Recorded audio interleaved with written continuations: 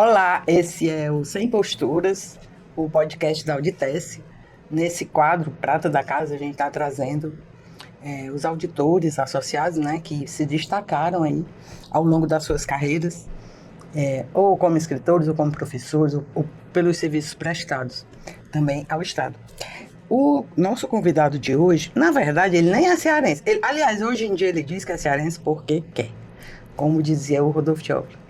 Ele é piauiense de Oeiras, uma pessoa queridíssima mesmo, assim, é quase unanimidade, né? Mas enfim, fui supervisor por muitos anos e mais de uma vez, né, assim, mais de uma ocasião. Augusto Rocha, querido, obrigada. Inclusive meu supervisor, né? Isso. Por muito tempo.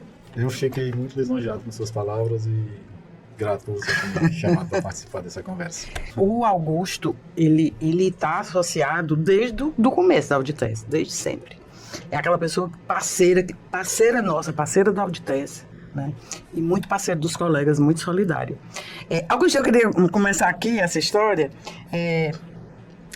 conversando sobre a colmeia de livros, já que eu estou dizendo que você é muito inventivo. Numa época que nem era tanta moda, né? Se lembra? Sim, a colmeia de livros? Sim, claro que eu lembro. A colmeia de livro foi um movimento que surgiu dentro da Setorial Têxtil e você foi uma das pessoas que participou ativamente, inclusive que viabilizou, que desenvolveu o projeto junto com a gente, porque era muito informal. A gente simplesmente trocava livros entre colegas. A gente lia um livro, gostava, indicava para o outro, pegava a informação de um e ia divulgando e lendo e aumentando o conhecimento. E quando tu tomou conhecimento disso, você chegou com essa ideia que eu achei maravilhosa, que foi construir aquele espaço que o teu filho, que é arquiteto, fez o desenho, que ficou maravilhoso, que ficou bem marcante. E a gente conseguiu divulgar e muita gente colaborou, muita gente doou. E a ideia, só relembrando, era uma biblioteca que era aberta. Você podia pegar o livro emprestado, se você gostasse, você podia ficar com o livro, você não era obrigado a devolver. E o fato é que muito livro saiu de lá, porque as pessoas gostavam, mas a biblioteca nunca ficou vazia. Sempre tinha bastante livros lá disponível. E vinha gente de todo setor, vinha o pessoal terceirizado, vinha, né, chamava a atenção. E de fato uma comédia, né? Inclusive não só para a Cefaz, pessoas que eram... Como é que a gente chama? Contribuintes também participavam. Vários pegaram um livro lá e trouxeram um livro também, colaboraram. Que interessante, né? Que bacana. Eu acho que foi um projeto que poderia ter crescido e tomado uma proporção maior. Pena que com a mudança do prédio, terminou esvaziando aquele projeto. Ela acontecia até a mudança? Até a mudança. Ele se acabou com a mudança.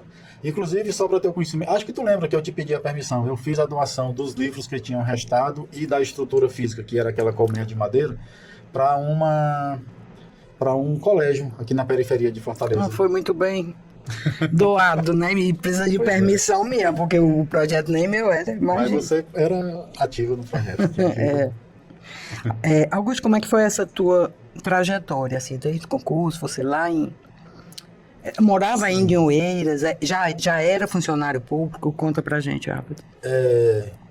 Quando eu estava terminando de fazer a faculdade, eu comecei a fazer vários estágios e o meu último estágio foi na prefeitura de Teresina. Já em Teresina, não era mais... Não era em Oeiras. Em Oeiras era uma cidade muito pequena, não tinha faculdade, eu fui ser estudante em Teresina, efetivamente. E quando eu estava me formando, eu fui ser estagiário na prefeitura de Teresina e eu fiz um trabalho que a secretária na época gostou. Eu terminei trabalhando, fiquei à frente da Secretaria de Finanças como estagiário e ela gostou do meu trabalho e no final me ofereceu a possibilidade de me contratar, que era o ano de 1988, estava encerrando aquela época que ainda era possível contratar sem concurso. Que foi pré-constituição, né? Isso. E ela me ofereceu, mas eu não queria. A minha ideia era ter negócio. Eu gostava muito de comércio, de indústria de coisas, exatamente. A minha ideia era essa. Não, nem pensava em ser funcionário. Não pensava. Mas aí eu cheguei em casa, comentei para meu pai, que tinha sido recebido essa oferta e não tinha aceitado. Ele ficou muito aborrecido comigo. Eu tive que voltar e dizer para a professora Guilmar, o nome da secretária, que tinha mudado de ideia, que queria o cargo de economista, e ela conseguiu me contratar como economista. E aí eu ainda passei 5 anos trabalhando como economista na prefeitura em Teresina, até que o salário começou a ficar muito defasado, e eu resolvi botar outro negócio para mim, e fui tentar no ramo de confecção. Olha só que ironia. Olha que ironia. Aí o que eu fiz? Eu fui para o Senai, fiz um curso de costura industrial, aprendi a operar todas as máquinas que existiam na época, costura reta, era pregar botão, fazer casa, uma série de máquinas que tinha lá. Aprendi a fazer tudo. Eu sabia fazer todo tipo de roupa, sabia fazer calça jeans, sabia fazer vestido, blusa, tudo. Costurar mesmo? Costurar, porque eu queria conhecer o processo antes de iniciar no negócio. Para quando eu entrasse, eu conhecer o processo para tentar organizar melhor. Mas aí, nesse ínterim, começou a aparecer uma série de concursos e eu comprei alguns equipamentos ainda industriais, eu e a minha irmã, mas o dinheiro acabou, a gente não conseguiu dinheiro para fazer capital de giro e resolveu estudar para fazer um concurso para ganhar um salário melhor e depois para voltar para o negócio. Só que terminei vindo aqui para a Cefaz e... Bendito fracasso, então. Ganhou o Ceará, né? E hoje eu acho que eu fiquei mais feliz sendo funcionário público do que se fosse comerciante industrial, não sei. Eu queria o ramo de indústria de confecção. A minha ideia inicial era essa. Hoje tu tem umas coisas, né? De costurar umas agendas. De vez em quando eu inventa. Faço uma série de coisas. Hoje eu tenho uma oficina na minha casa. É uma oficina de marcenaria e serralheria. Há pouco tempo, na época da pandemia, eu fiz uma espécie de fábrica artesanal de bicicletas. Eu cheguei a fazer mais de 15 bicicletas. É um modelo de bicicleta... Bicicleta? Bicicleta mesmo, de ferro. Sim, um modelo chamado Velo... Esqueci o nome, é um modelo japonês. Os japoneses... Já existe, tu replicou. Eu só repliquei, exatamente. Eu só peguei a ideia e comecei a fazer aqui. E cheguei a fazer 15 bicicletas. Eu andava com elas, ainda tem algumas em casa. Tem até no Instagram algumas, depois eu vou te mostrar. E eu passava na rua, as pessoas perguntavam, quem fez essa bicicleta? Queria comprar a bicicleta. Mas dava tanto trabalho para fazer que tu se apegava e não vendia, né? Exato, e desisti do negócio. Mas eu tenho realmente isso aí eu não sabia.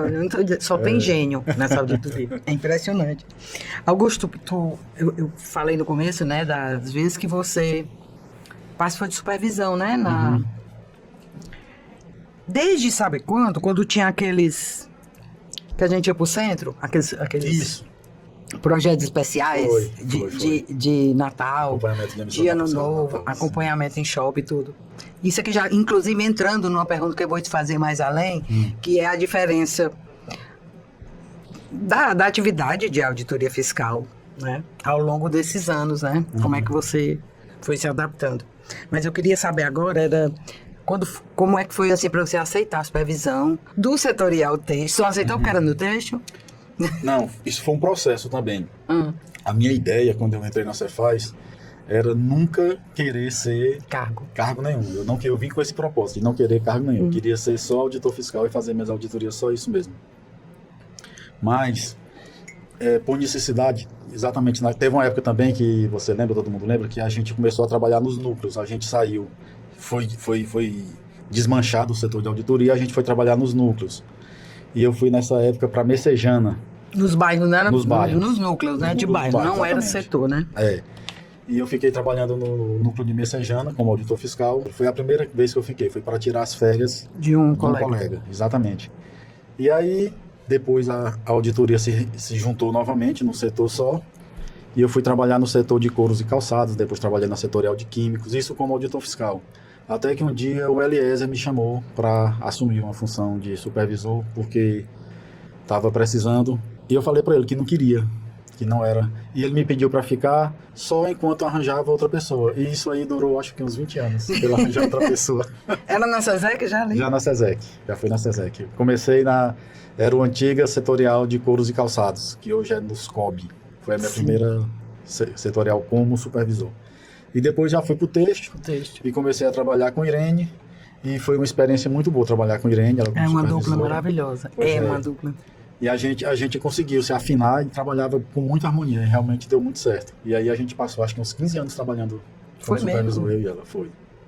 Eu já pedi para sair depois que começaram umas mudanças de responsabilidade. Tinha que assumir mais responsabilidade em relação à auto infração. E eu não queria assumir essas responsabilidades sobre uma coisa que o supervisor efetivamente não faz. É diferente da gente fazer como fiscal.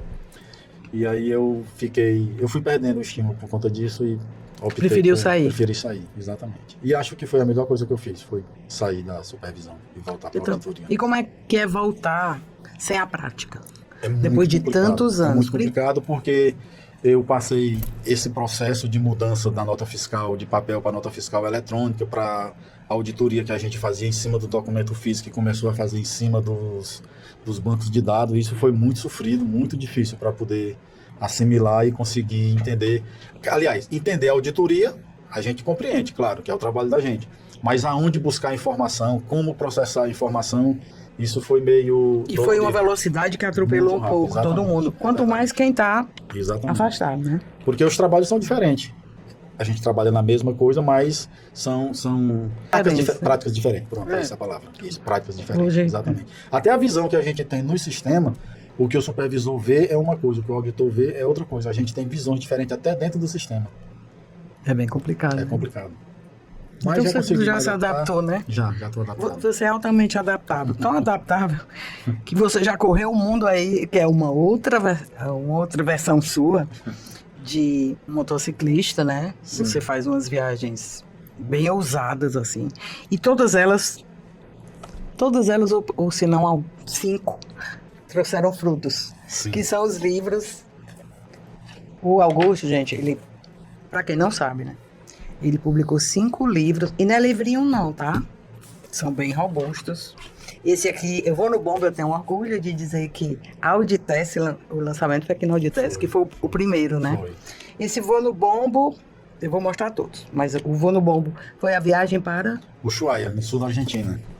Foi a minha primeira viagem, era totalmente inexperiente, eu tinha acabado de comprar a moto, e o Ushuaia é como fosse uma meca para um motociclista. Todo motociclista sonha em ir ao Ushuaia, pelo menos uma vez na vida. E eu tinha também essa vontade. Quando, enfim, consegui comprar minha primeira motocicleta, achava que já estava maduro para fazer a viagem. Ainda não me considerava um bom motociclista, mas achava que estava apto a fazer a viagem. Eu liguei para um amigo do Piauí que tinha feito no ano anterior para pegar a informação com ele. E ele me disse que não só me daria as informações, como iria comigo. Olha que maravilha. E aí eu me entusiasmei e fomos nós dois. E foi uma viagem maravilhosa. Eu totalmente inexperiente, eu só seguia. Então esse título, Eu Vou no Bombo, é mais ou menos assim: eu vou fazer o que tu faz. Tu quer fazer uma coisa, eu faço também. Aí ele me guiava e eu seguia e deu certo a viagem. Foi maravilhoso. Os títulos são interessantíssimos, né? Inclusive...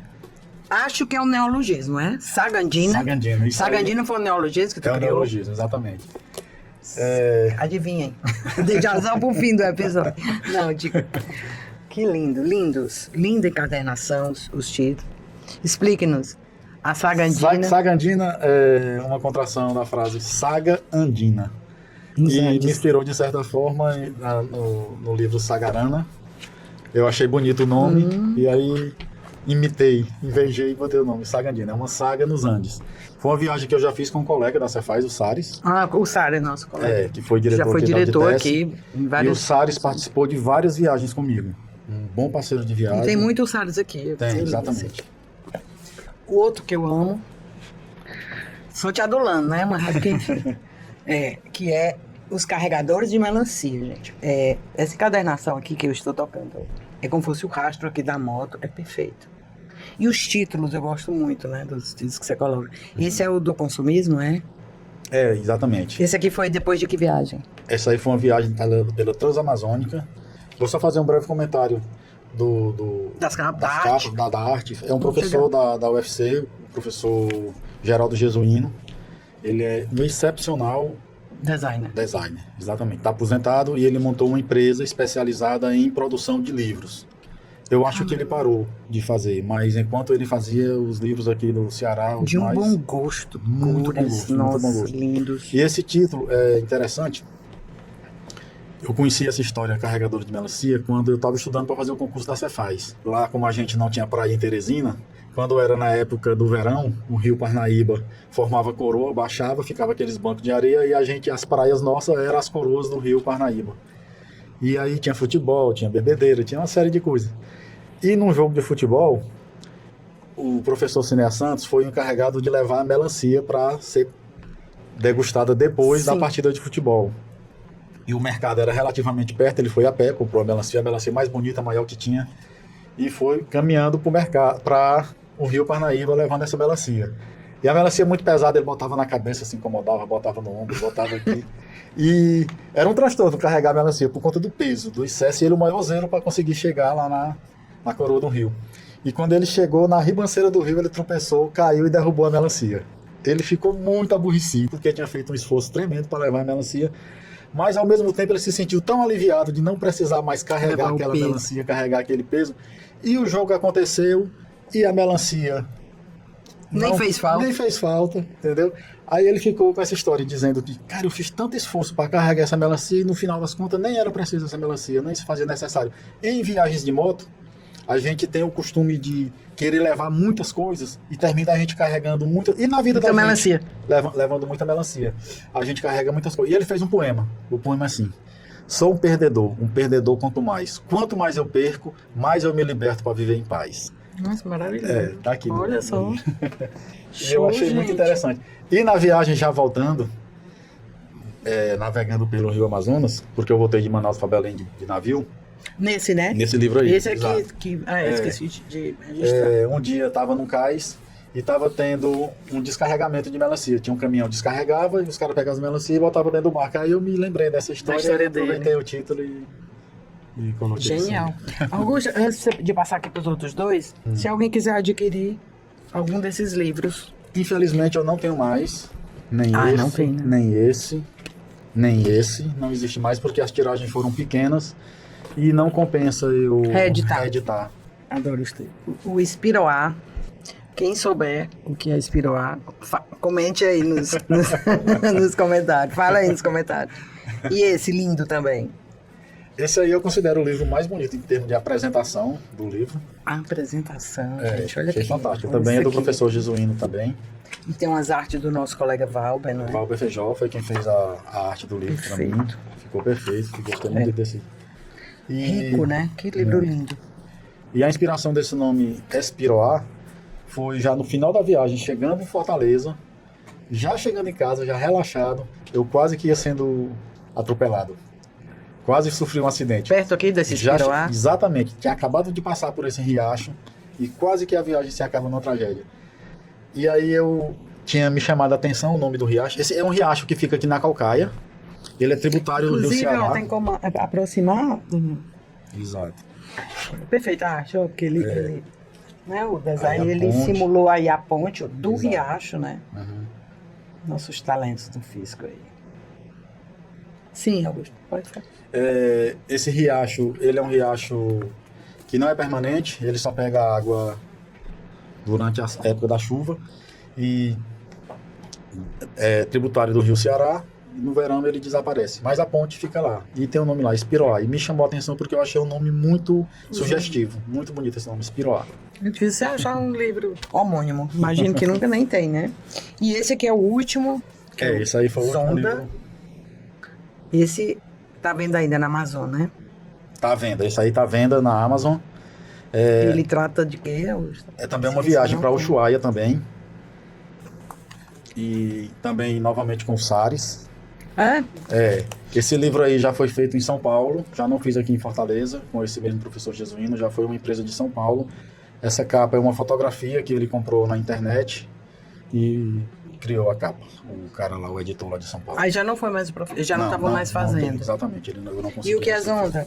Zonda é um vento bem característico lá da região da Patagônia, é um vento meio quente, porque lá tudo é muito frio, mas esse vento tem uma temperatura um pouco mais alta. E por ter essa temperatura mais alta, ele desce em alta velocidade a Cordilheira dos Andes, varrendo tudo que estiver pelo caminho. Caramba. A vida é muito fantástica, né? Quando as pessoas perguntam se é perigoso fazer esse tipo de viagem, eu digo que a coisa mais perigosa que tem nessa viagem é o vento. É o grande adversário na viagem de moto para a Patagônia, é o vento. É muito forte, realmente. E esse aí é um dos ventos bem característicos da região. Gente, além de tudo, ele é músico, ele toca instrumentos, mas isso aí vai ficar para um outro episódio. Augusto, assim, para a gente encerrar aqui a nossa conversa, e por falar em viagem, conta aí como é que foi essa viagem de 30 anos, né? Servindo ao estado do Ceará, né? Contribuindo, né, para o estado, né, para as políticas públicas e para o nosso povo, né? Isso. E aí você pode isso aí pode servir inclusive de inspiração aí, né, para quem está começando a viagem. Uhum. Veja só, eu não tinha muita identificação com o Ceará. Eu não tinha parentes aqui, como não tenho parentes aqui. E embora a gente seja vizinhos, até o sotaque seja muito parecido, mas eu não tinha um vínculo forte com o Ceará. Eu comecei a estudar para concurso, de modo geral, todo concurso que ia fazendo, que tinha oportunidade, eu fazia.